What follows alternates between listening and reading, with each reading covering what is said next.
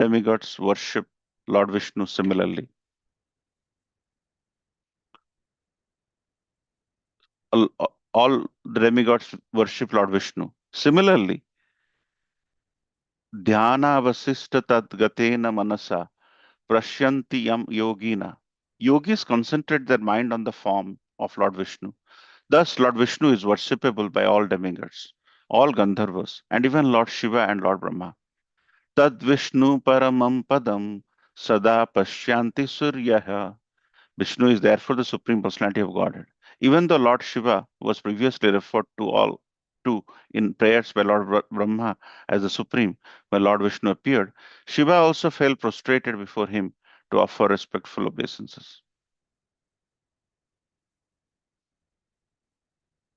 Om Agyana Timirandasya Gyananjanashalakaya Chakshurmilitam Yena Tasmai Sri Gurave Namo Sri Chaitanya Manobhistam Stapitam Yena Bhutale Swayam Rupa Kadamaiham Dadati Swapadantikam Vandeham Sri Guru Sri Guru Itokamalam Sri Guru Vaishnavamscha Sri Rupam Sagrajatam Sagana Raghunatham Vitam Tam Sajivam Sadvaitam Sabadhutam Parijana Sahitam Krishna Chaitanya Devam Sri Radha Krishna Padan Sahagana Lalita Sri Vishakha Vitamscha He Krishna Karuna Sindhu Dina Bandhu Jagatpate Gopesha Gopika Kanta Radha Kanta Namastute Tapta Kanchana Gaurangi Radhe Vrindavaneshwari Prasavanasute Devi Pranamami Hari Priye Vancha Kalpataru Kripa Sindhu Vaivacha Patitanam Pavanevyo Vaishnavevyo Namo Namo Jai Shri Krishna Chaitanya Prabhu Nityananda Shri Advaita Gadadhar Shivas Adi Gaura Bhakta Vrinda Hare Krishna Krishna Krishna Hare Hare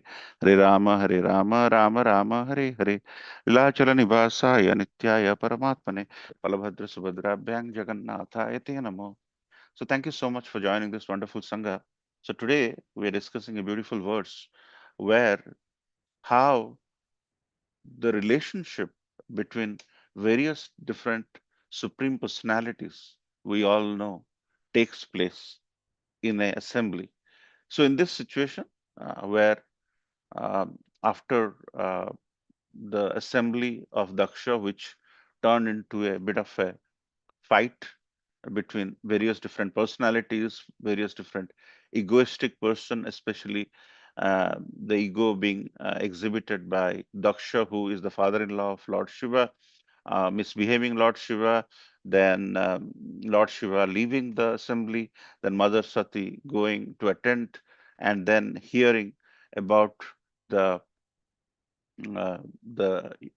humiliation his her husband received, and then eventually she left her body, and then Lord Shiva coming back and trying to uproot the head of Daksha and implanting a goat's head on Daksha.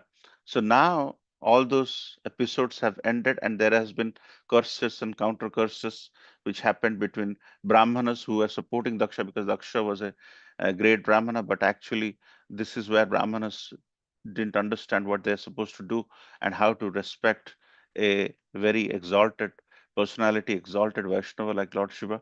And finally, in this assembly, there is there is peace at this point in time when this is being spoken about. And in this 22nd verse, it speaks about as soon as Lord Vishnu appeared, and this is assembly where demigods were there, like Indra, Brahmaji and Lord Shiva were also there, and Gandharvas, who were also very celestial personalities. They got up from their seats and they offered obeisances to Lord Vishnu. And so, this is the situation we're going to discuss today as to why Lord Brahma and Lord Shiva offered obeisances to Lord Vishnu. And Srila Prabhupada speaks beautifully about the position of Lord Vishnu in comparison. Um, so, as you know, there are many Puranas. If you think there are many Puranas in the world, if you read Shiva Purana, for example, you will realize that Shiva is glorified to a fullest degree. When Shiva is glorified to a fullest degree, if you have that knowledge, you'd come back and argue everywhere that Lord Shiva is the supreme. So Lord Shiva is supreme, but when we look at the whole context and some of the relationships, some of the behavior, some of the achars, it has been exhibited, and you look at the disciplic succession, you'll realize that the Purna Purushottam Krishna. From there, the first expansion is is uh, uh, is the three Vishnu forms. Uh, you know, uh, Karnadakshay Vishnu, Garbhadakshay Vishnu, Kiradakshay Vishnu, where from whom from the um, uh, from the breathings of Lord Vishnu, universes are getting created and getting annihilated with with the and then Garbhadakshay Vishnu, which who enters each of the universes, and from the navel of Garbhadakshay Vishnu, um, Lord Shiva, Lord Brahma appears, and then uh, Hirodaksha Vishnu who enters each soul in their hearts as super soul. So it is basically, when you think about the three expansion of Vishnu from Lord Krishna, it is essentially the global, the universal level, followed by at the universe where Lord Brahma is being sent out to create the progenies, and then eventually uh, the third form of expansion of Vishnu entering into each of the human, animals, and all the beings all the living beings in their hearts as a Paramatma, and that's how the evolution has happened. So from the Garbhadaksha Vishnu, from the navel, Lord Brahmaji appears from the lotus, and Brahmaji then through various different process of creations, uh, you know, thinking about creation of Manu, creation of Kumaras, creation, and then when poor Kumaras do not want to create progeny because they want to stay on the realms of Jnana, um, Lord Brahma gets angry, and then from the eyes and from the forehead, a fire ball erupts, and that takes the form of Rudra, and who eventually manifests in Shiva. So that's how the creation has happened.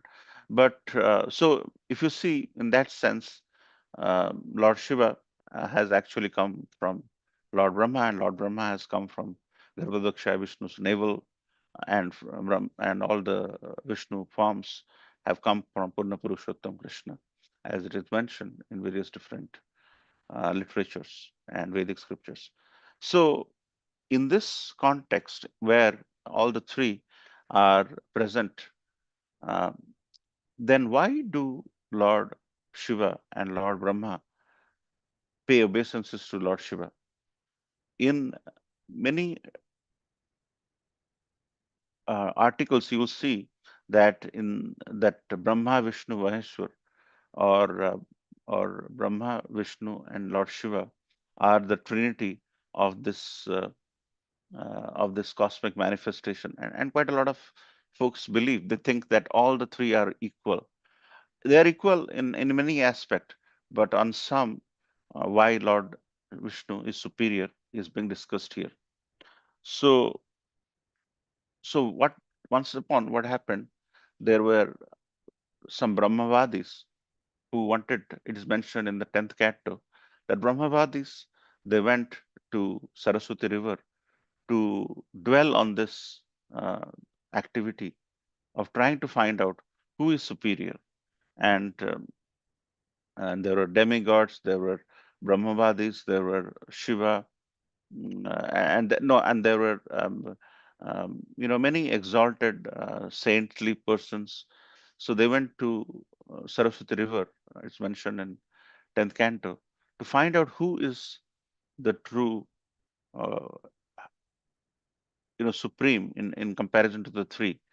And there they choose Bhrigu Muni, as the representative of the Brahmavadis, because Bhrigu is very bright and is very exalted. So they gave the task to Bhrigu on the banks of Saraswati River. Brahmavadis gave this task to Bhrigu on the banks of Saraswati River to go find out who is the most supreme among Lord Vishnu, Lord Shiva, and Lord Brahma. So, as you know, Lord Vishnu, he epitomizes mode of goodness, sattvic. Lord Brahmaji, mode of uh, rajasic or passion, and Lord Shiva, tamasic or ignorance. But that doesn't mean they represent. But that doesn't mean Lord Shiva is fully ignorant. Lord Shiva has very great qualities, lot of great qualities, which fosters the mode of goodness. So they're essentially represented as as as primarily in those modes. But that doesn't mean they themselves are in that mode. They are very exalted. All the three personalities have a lot of mode of goodness, and some have passion, and some have ignorance. Like, so they represent all of our qualities in a way. See, we have mode of goodness. We wake up in the morning and try to hear something or chant our rounds. Um, so we have this mode of goodness at the beginning, but then as the day progresses, the other modes take over. The other modes take over, and then we tend to become more agitated, and then we tend to boss it over during the meetings.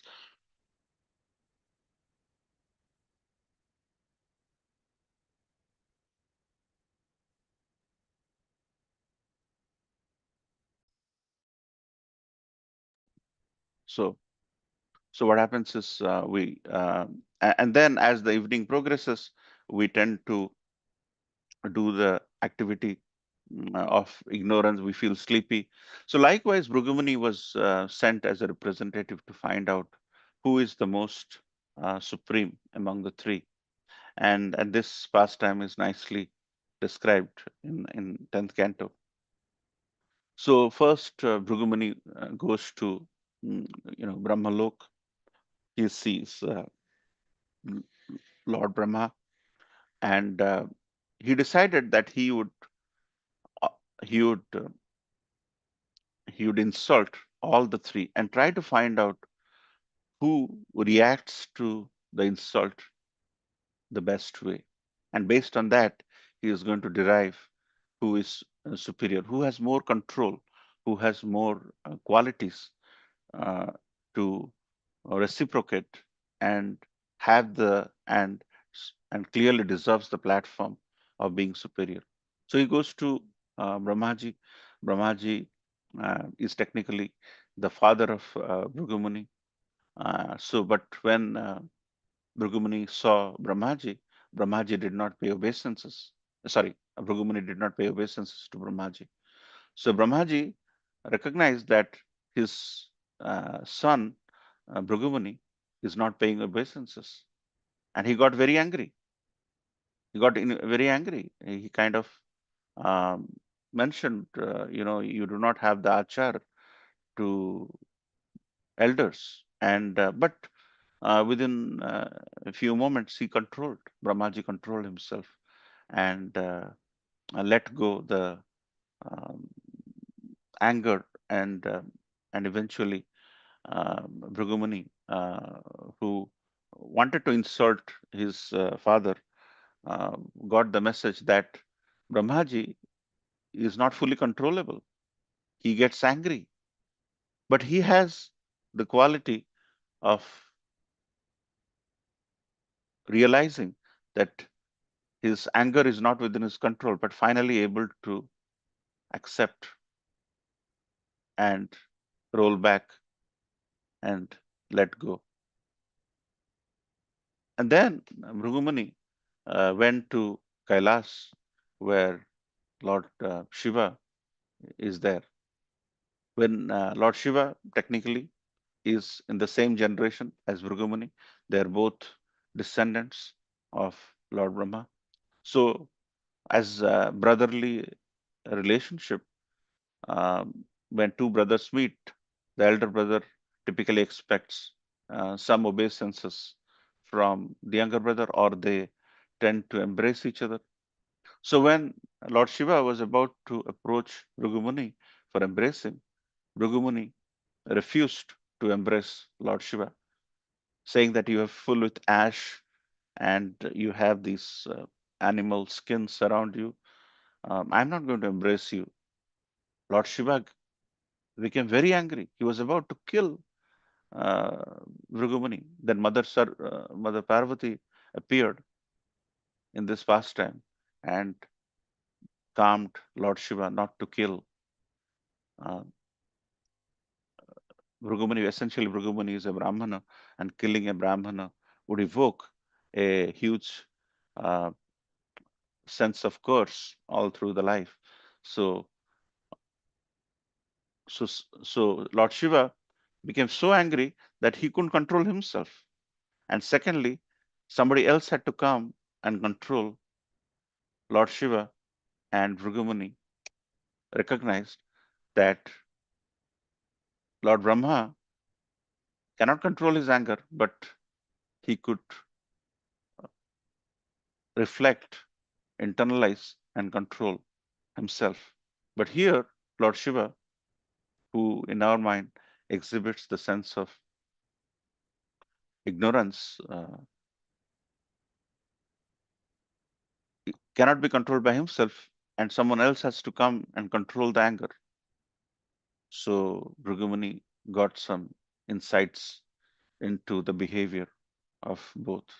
Then Bhrigumuni went to Svetadi, where Vishnu is sleeping in the pose, and Lakshmi is uh, is massaging the feet.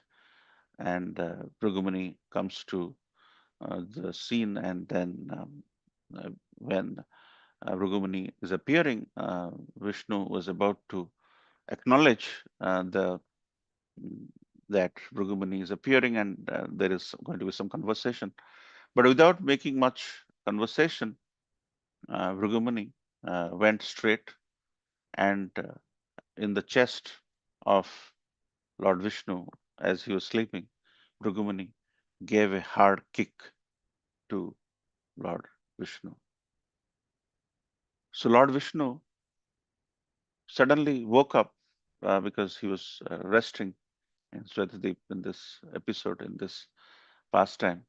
So immediately Lord Vishnu acknowledged that after giving the strong kick to himself, Bhrigumuni must be very tired. And he said, Dear uh, Vrigu, you come all the way. Your lotus feet is very soft, but my chest is like a rock. You kicking me would have really created a lot of distress to your lotus feet. So please allow me to massage your lotus feet. And when this was mentioned to Bhrigumuni, Bhrigumuni recognized that Lord Shiva not only possess the ability to control the anger, which is essentially one of the anarthas we all should keep within our control, but instead of he hurling abuse by kicking in his chest, Lord Vishnu is so compassionate that he's inquiring about the status of Bhrigu feet, and Bhrigu uh, eventually pardoned himself for having done that. And this episode of kicking Lord Vishnu by Bhrigu is inscribed in many deity forms of Vishnu and Krishna.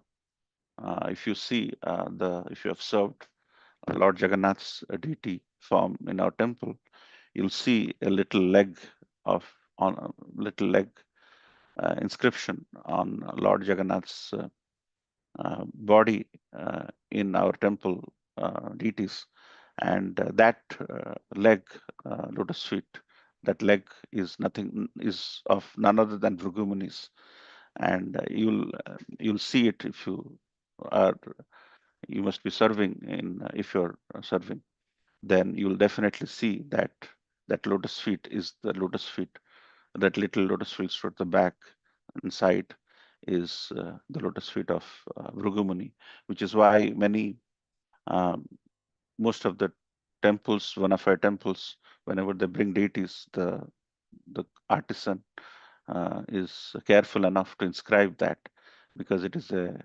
valid inscription. If you get it from bona fide sources, they will always have it, and our temple has it. So, as you can see, this three pastimes unfold, you realize that controlling the anger is significant in our ability to stay conscious, Krishna conscious especially. And in this pastime, Bhrigu came back to River Saraswati and told the Brahmavadis that Lord Vishnu is truly superior, because he was sent as a emissary to find out who is superior. And this episode exhibits a, a clear cut indication that a person who cannot control his anger, it's very difficult for him to progress in spiritual life. And Krishna's expansion, the three expansion we spoke about, Vishnu is very compassionate and has the control of anger, which is why he is manifested as the supreme personality. And that was culminated into Brahmaji and Lord Shiva paying obeisances unto Vishnu. And and in this assembly, the recognition of Lord Vishnu was supreme, and everybody knew that. So that's where Srila Prabhupada gives references to why Vishnu is supreme, with various different verses in the purport.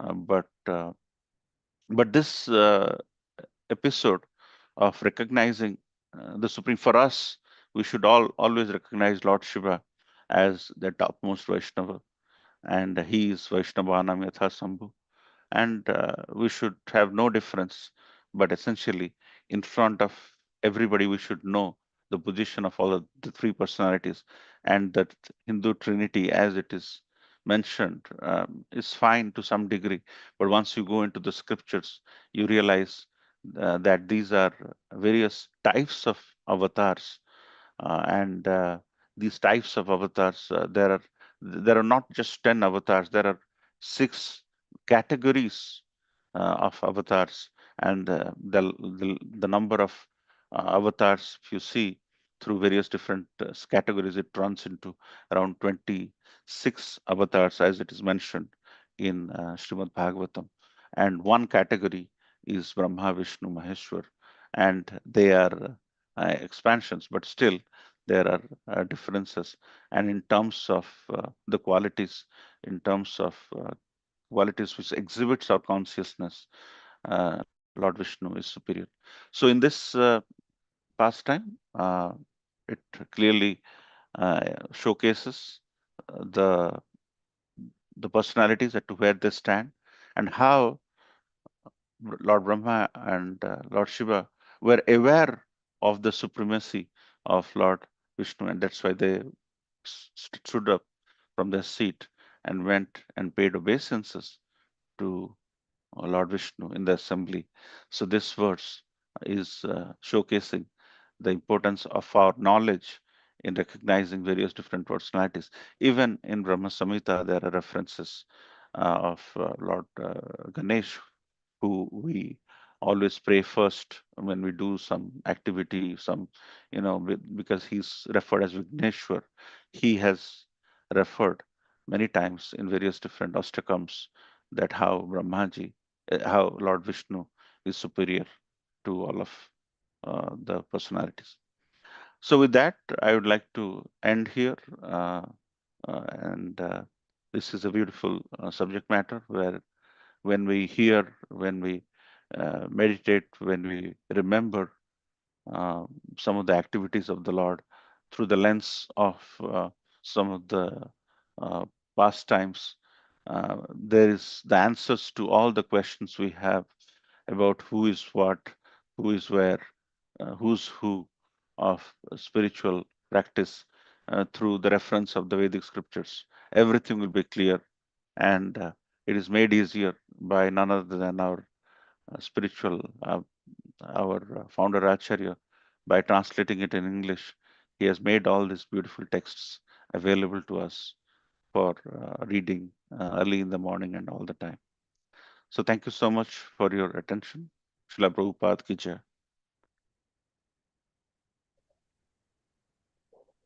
Thank you, Jagat Prabhu.